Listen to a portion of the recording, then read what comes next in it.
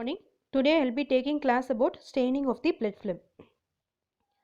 Blood films are usually done to investigate hematological problems. Like suppose if you want to know which type of anemia patient is suffering from, which type of anemia, either what is the WBC count, patient is having thrombocytopenia, or patient is suffering from malaria disorder. So these type of hematological problems you need to evaluate smear. There are two methods by which smears are prepared. One is thin blood film, one is thick blood film. So coming to the parts of the slide. Slide consists of head, body and the tail. Why this is important is because we have to examine the smear only at the junction of the body and the tail. Coming to preparation of the blood smear. First take a blood sample, place it on a fresh slide and then place one more fresh slide over the first slide at a certain angle. Then the slide which is at the top should be pushed back, then it should pushed into the front side so that the tongue shaped smear is formed. Remember, a good smear will always be tongue shaped. Fixation. Fixation is done by, once this tongue shaped smear is formed, fixation is done by the methyl alcohol is a universal choice. Ethanol can also be used. Next is the staining procedure. Romanowsky stains are universally used. All Romanowsky stain have methylene blue and eosin. Methylene blue is a basic dye which has affinity for the acidic component nucleus. Eosin is acidic dye and it has affinity for the basic component cytoplasm. So this is the principle of the Romanowsky stain. Romanowsky stain principle, that is methylene, it consists of both methylene blue and eosin. Methylene blue is a basic dye, so it will have affinity for the acidic component. Eosin is acidic dye and it will have the affinity for the basic component, that is cytoplasm. Among Romanowsky stain, there are many stains are there in which you have to remember basic four stains. First is a Leishman stain, second is a Giemsa stain, third is a Wright stain and fourth is a Jenner stain, of which Leishman stain is commonly used, universally used. So how will you prepare the Leishman stain? Dissolve 0.2 grams of powdered Leishman dye in 100 ml of acetone free methyl alcohol in a conical flask. Then warm the flask for 50 degrees Celsius for an half an hour with occasional shaking. Cool and filter it, the Leishman stain. So now you have prepared the Leishman stain. So how will you do the staining? Pour Leishman stain dropwise. Generally 8 drops is used on the slide and wait for 20 minutes. Then add double the quantity of the buffered water dropwise over the slide. First you are pouring the 8 drops of Leishman stain over the slide and waiting for 2 minutes. So double the drop of buffered water you should be poured. So it will become 16 drops. So 16 drop of buffered water is poured over the slide and then mixing of Leishman stain and buffered water is done with the help of the stirrer for 8 minutes. After the 8 minutes, wash the water in the water for 2 minutes. Dry the slide and examine under the oil immersion. So the entire procedure takes about 2 plus 8 plus 2, 12 minutes. Coming to qualities of the good blood film, not cover the entire side. Remember, always the slide should be tongue shaped. It should not touch the borders of the slide. Okay, it should have smooth and even surface and should not have irregular tails. So this is the quality of the blood film. So what we saw is the Romanowsky stain, Leishman stain procedure and preparation of the Leishman stain. Now coming to the red cell morphology. Normally red cells are fragile biconcave disc-like structure which have smooth round surface. Diameter ranges from 7.5 to 7.8 micrometer. Appears always you have to compare the red cell size with that of the nucleus of the small lymphocyte. Always it should be compared with the nucleus of the small lymphocyte. Red blood cells will not have a nucleus. The whole cell will be filled with the hemoglobin. The red color of the red cell is due to the presence of the hemoglobin. RBCs survive for approximately 120 days in the peripheral blood. So now if you see, this is the normal red cell. It's a biconcave in shape with the 1/3 central pallor. Coming to normocytic. Normocytic is a term used to express the RBCs which are normal in size. If the RBC is normal in size, how you will tell RBC is normal size? Take a RBC, compare it with the nucleus of the small lymphocyte. If both are same, then the RBC size is normal. Normochromic. All mature red blood cells will have the adequate amount of hemoglobin content. So when this, with adequate amount of hemoglobin content, when you see the red blood cells in the slide, you will see red orange color in this. The cells will display central pallor will be there. I have already told you. So all the RBCs will have 1/3 of the central pallor. This is called as normochromic. Coming to abnormalities of the red cells. There are three types of abnormalities occur in the red blood cells. One is anisocytosis, polyclocytosis, and inclusions in the RBCs. Anisocytosis, if the size of the RBC varies, it is called as anisocytosis. Poikilocytosis means shape of the RBC is varying, it is called as poikilocytosis. Inclusions in RBC means abnormal structures which are seen in the red blood cells are called as inclusions of the RBCs. So anisocytosis means varying in the size. So coming to anisocytosis, there are two types of anisocytosis. One is macrocytosis, one is microcytosis. Macrocytosis means you are taking a RBC compared with that of the nucleus of the small lymphocyte.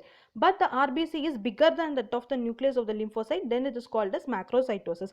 When the average size of the RBC is more than the normal, it is called as macrocytosis. Causes of macrocytosis include liver disease, megaloblastic anemia, aplastic anemia, obstructive air disease, excess of alcohol. Coming to microcytosis, when the average size of the RBC in a blood film is less than the normal, it is called as microcytosis. Cause of microcytosis include iron deficiency anemia, thalassemia, and there will be decrease in the MCV. Take a RBC, compare with that of the nucleus of the small lymphocyte. If the size of the RBC is lesser than the nucleus of the small lymphocyte, it is called as microcytosis. So if both the size are same, it is called as normocytosis. So what we have covered is a anisocytosis, differ in the size of the nucleus. You have to compare with that of the nucleus of the small lymphocyte. If it is greater, it is called as macrocytosis, and if it is lesser, it is called as microcytosis. If both are same, it is called as normocytosis. So now coming to the poikilocytosis. Poikilocytosis means abnormality in the shape of the RBCs. Generally, RBC will have the biconcave in shape with the 1/3 of the central parallel. When this shape is affected, it is called as poikilocytosis. So what are the varying shapes of the RBCs? One is spherocyte, second ovulocyte, Burr cells, crenated red cells, schistocyte, teardrop cells, acanthocyte, target cells, sickle cells, and pencil cells. Coming to spherocyte, small densely staining spherical red cells with no central parallel area is called as spherocyte. So spherocyte, if you see a blood smear, you are seeing all round cells with no paler. There is no paler at all exact round RBCs without any paler. There will be zero of the paler means then it is called as spherocytosis. Spherocytosis is more commonly seen in case of hereditary spherocytosis. The number one reason for spherocyte is hereditary spherocytosis. Other causes include hemolytic anemia, drug-induced, snake venom, infection with the Clostridium perfringens. Next is the ovulocytosis. This ovulocytosis, they are oval shaped RBCs which are generally seen in the 10% of the RBC population. And if you see in the tail of the normal healthy individual, tail of the smear of a normal healthy individual, if you see also, you can see some of ovulocytosis. Other causes will include iron deficiency anemia and megaloblastic anemia. When more number of ovulocytes you are seeing at the junction of head and tail, it is called as ovulocyte, and the main causes includes iron deficiency anemia and megaloblastic anemia. Next is the pencil cells. Elongated red cells, narrow red cells are called as pencil shaped cells. What you are seeing in the black arrow, what is pointing is called as pencil shaped cells or elliptocytosis. It is a characteristic feature of the iron deficiency anemia. Next is the target cells. What you are seeing here in the picture is the all round cells with more paler. If you see, there is more than 1/3 of the paler, that is hypochromic cells with central spotting, central dot is there. That type of cells are called as target cells. The main cause of target cells include thalassemia syndrome, sickle cell disease. Other causes includes HBC and HBD disease. Next is a sickle cell. Sickle cells are thin crescent shaped or it can be a boat shaped with pointed ends at the tip. Okay, these are called as sickle cells. Sickle cells mainly seen in case of sickle cell disease or sickle cell with thalassemia. In this condition, sickle cells can be seen. If you see here, it is either in both or crescent shaped cells. At the end where the tip shows both the tips are pointed. This is called as sickle cells and it is commonly seen in case of sickle anemia. Next is called as acanthocytes. Irregular crenated cells were irregularly spaced sharp projections.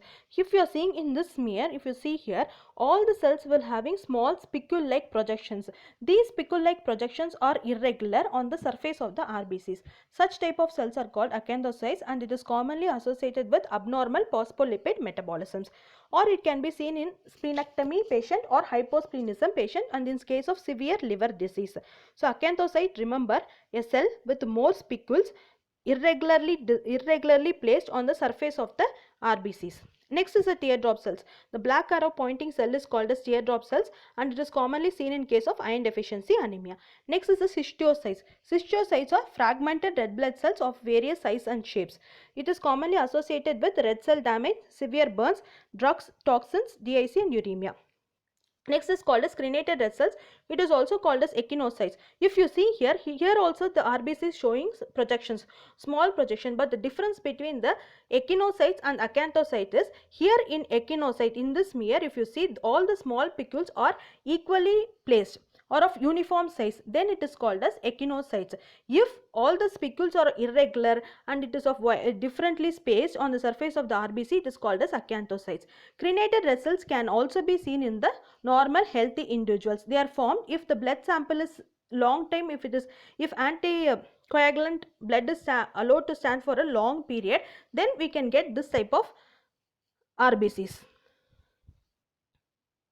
Next is called as Burst cells, or also called as echinocytes, but their spicules are reversible. Common causes include uremia, acute blood loss, pyruvate kinase deficiency.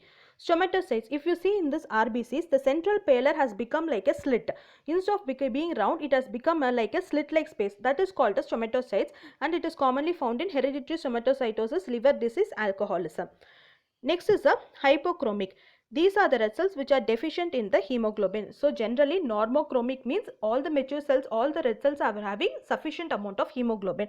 Here in this picture you are seeing just a ring cells. That is, there is more pallor, more than 1/3 of the pallor is there. So it is called as, so hemoglobin concentration in the red cells is less. So this shows it is a hypochromic cells.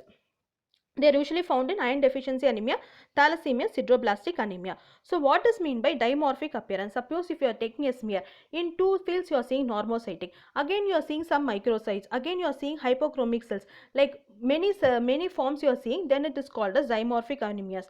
Dimorphic appearance. For example, you are seeing hypochromic cells also plus normal red cells, normocytic with normochromic cells, that is normal amount of hemoglobin is present, normocytic and normochromic cells. Along with that you are seeing hypochromic cells also is there, then it is called as dimorphic appearance. Similarly, hypochromic cells with macrocytes are seen also, it is called as dimorphic appearance. This type of dimorphic appearance commonly seen in the patient following the blood transfusion. Commonly seen in anemic patient following the blood transfusion. Next is the inclusion of RBCs. What we saw is the poikilocytosis, that is change in the shape of the RBCs. So common changes in the shape of the RBCs include spirocytosis, that is no central pallor won't be there, all round pink, full pink, no pallor is called as spirocyte. Ovulocytes, oval shaped cells, which is common in the edge of the blood smear, it is commonly seen. And then you see teardrop cells, target shaped cells, that is round cells with central spotting is called as target cells. Acanthocytes are spicules with irregularly placed on the surface of the RBCs. Then what is called as crenated RBCs, in which spicules will be there, but it will be of equally distributed. Okay. Then sickle cell shaped is there, teardrop cells. Okay, so these are the poikilocytosis. Next, coming to the inclusion in the RBCs. Abnormal structures which are present in the red cells are called as inclusions. They are normally absent in the red cells. These includes Howell-Jolly bodies, Cabot ring, Heinz bodies, sideroblastic, basophilic sibling and malarial parasite. Coming to Howell-Jolly bodies. These are small round fragments of the nuclear material staining reddish blue to black in color. If you see in the RBCs, you are seeing the small blue dot. These are nothing but the remnants of the nuclear material, and this has taken the bluish color. It is commonly seen in case of splenectomy, spleen atrophy and alcoholism. This is called as Howell-Jolly bodies. Next is the Cabot ring. If you see in this smear, in the RBCs, in the big RBCs there, in that if you see a thread like in the form of 8, you are seeing a structure that is called as Cabot ring. They are reddish blue thread like rings in the RBCs. They are also remnant of the nuclear membrane and appears in the figure of 8. If you are seeing a pink structure, pink thread like structure arranged in the form of 8. Okay, so this is called as Cabot ring. It is commonly seen in case of megaloblastic anemia and lead poisoning. Next is the Heinz body. It represents the areas of denatured hemoglobin. They appear highly refractive bodies at the periphery of the cell. If you see here at the periphery of this cell, they will appear as a highly refracted, that it will be refracted. So with the help of a supravital stain only, you can make this Heinz body will be more appreciated. Heinz body with the help of supravital stain, it will appear as a bluish precipitates. So this bluish precipitates with a supravital stain, if it is present, it is called as Heinz body. It is commonly seen in case of G6PD deficiency. Next is the siderocyte. These are red cells containing non-hemoglobin iron granules. That is, there is a presence of iron granules within the RBCs. So this iron granules will appear bright blue. They are found in hemolytic anemia. Next is called as basophilic stippling. If you are seeing basophilic stippling, you will see multiple dots of deep blue to purple color. These are called as basophilic stipplings. It is commonly seen in case of thalassemia, megaloblastic anemia and liver disease. Again, malarial parasite can be seen like various forms like trophozoites, seizont and gametocytes can be seen within the RBCs. These are also includes malarial parasite can be seen in the RBCs. Next is the Rouleau formation. If you see in this slide, all the RBCs have a blue arrow is pointing. In this, if you see this RBCs are packed like a files. So a stack-like arrangement of the red blood cells in a blood or in a diluted suspension of the blood, in which their biconcave surface are next to each other. This stack-like arrangement is called as Rouleau formation. It happens with increased serum proteins, particularly fibrinogen and globulins. Now, changes associated with compensatory increase in erythropoiesis. Polychromasia refers to having red blood cells of multiple colors, particularly gray to blue. This is due to differing amount of hemoglobin in each cell, which is due to inappropriate premature release from the bone marrow. Next is erythroblastemia. This is meant by nucleated RBCs, presence of large number of nucleated RBC. If you see the cytoplasm is, if you see the arrow which is pointing the cell, no, that cell you see, if you are seeing a bluish round, that is the nucleus. And if you look at the cytoplasm, it is like that of the RBC. So RBC is having a nucleus, that is called as nucleated RBCs. They are found in case of severe anemia, in severe case of hemolytic disease of the newborn, or in after splenectomy, sickle cell anemias, leukemias and myelofibrosis. So this completes the RBC morphology. Next is the morphology of the normal white blood cells. If you know, I think you all know that how a neutrophil, lymphocyte, monocyte, eosinophil and basophil will look. Coming to the neutrophils, neutrophil will form the major part of the WBCs. It composes around 60 to 70% of the WBCs. The cytoplasm will have a pinkish granules and the nucleus will have 3 to 4 lobes of the nucleus will be there, and then it is involved in the phagocytosis of the bacteria. Now coming to the eosinophils is a bilobed nucleus will be there, reddish orangish granule will be there. It is commonly associated with allergic and parasitic infections. Next, coming to the lymphocyte, it is the second major. Next to the neutrophil you will see lymphocyte, 20 to 25% of the WBCs. If you see, there will be a round nucleus with a small amount of the cytoplasm, and the cytoplasm will not have any granules. It is mainly involved in the viral infections. Next is the monocyte. 3 to 8% of the WBC consists of monocyte. The monocyte will have the kidney shaped nucleus and it is mainly involved in the inflammatory process. Next is the basophil. Basophil is less than 1% of the WBCs. If you see here, all coarse purplish granules will be there, and those purplish granule will obscure the nucleus of the WBCs, nucleus of the basophil. That is called as basophils. Okay. Coming to the differential count, so how you will make a differential count, how you should calculate the DC, how you will do the DC. Suppose this is a smear, a tongue shaped smear. Go to the head and body junction of the body and the tail. Start from the up, go down, then again from down to up, from up to down. So this is how you have to calculate this is how you have to do the DC, differential count. Okay, so go to junction of the body and the tail, select a place, start from the up, keep going down, then again move the slide, again from down to up, again from up to down. So this type of this is the pattern for doing DC. So if you see here, you are seeing the pinkish granules with 3 to 4 lobes of the nucleus is there. So it is a neutrophil. If you see here you are seeing neutrophil along with the lymphocyte, round nucleus with the scant amount of cytoplasm, that is called as lymphocyte. If you see here, you are seeing a kidney shaped nucleus, that is called as monocyte. Large cell with kidney shaped nucleus is called as monocyte. In this picture you are seeing a bilobed nucleus with reddish orangish granules, that is called as eosinophils. If you see here there is a coarse purplish granules that is obscuring the entire cell, so it is called as basophils. In this you are seeing eosinophil, basophil, neutrophil, lymphocyte and monocyte. So if you are seeing here, you are seeing here in this smear all the cells are RBCs, in which one of the cells showing the nucleus, so it is called as nucleated RBC. The round blue nucleus is called as nucleated RBCs. So this is how you have to note the DC, that is 10 rows into 10 columns. Okay, so 100 boxes you will get. And what you have to do is neutrophil, N for neutrophil, E for eosinophil, L for lymphocyte, B for basophil, M for monocyte, A for abnormal cells. So in this you are seeing 2 neutrophils. So you have to write like N.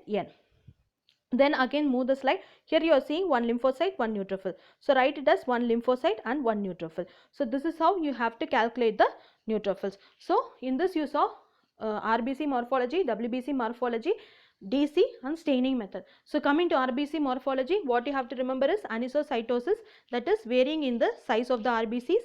You have to compare with the nucleus of the small lymphocyte. If it is less, microcyte, more macrocyte. Poikilocytosis, generally it is biconcave with 1/3 central paler. If it is more, if differs with what are the poikilocytic cells are. First is spirocyte, hereditary spirocytosis, ovulocytosis, elliptocytosis, teardrop cells, sickle shaped cells, acanthocytes, echinocytes, and the conditions associated with this poikilocytic changes. Then it includes RBC inclusions. RBC inclusions includes malaria can be seen, like trophozoite, schizoid, gametocyte forms can be seen.